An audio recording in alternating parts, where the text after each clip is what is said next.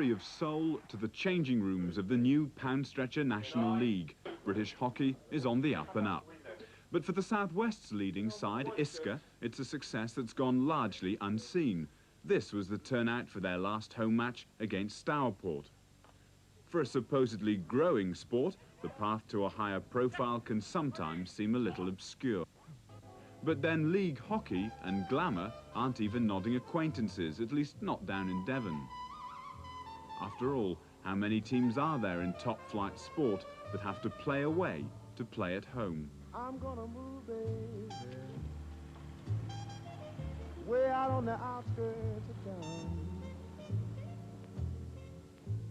Isker is an Exeter club, but for home matches the team has to drive to Ottery St Mary. It's the nearest all-weather pitch, and to play in the Pound Stretcher League you have to have one.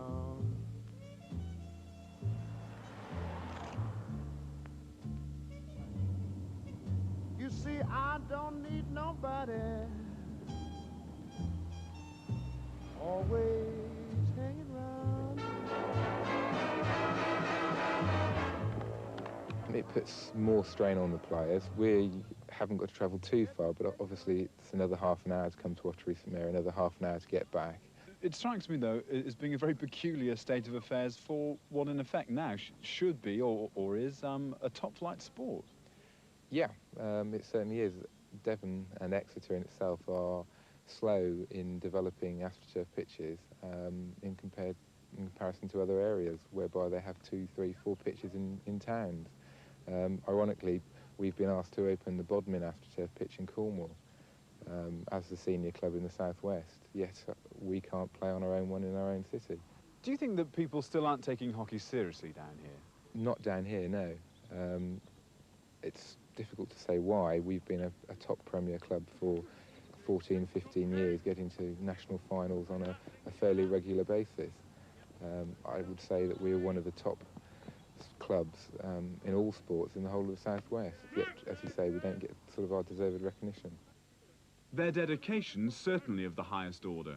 On a freezing night, a full turnout for training. Even Bob Mees made it, having driven all the way from Cirencester.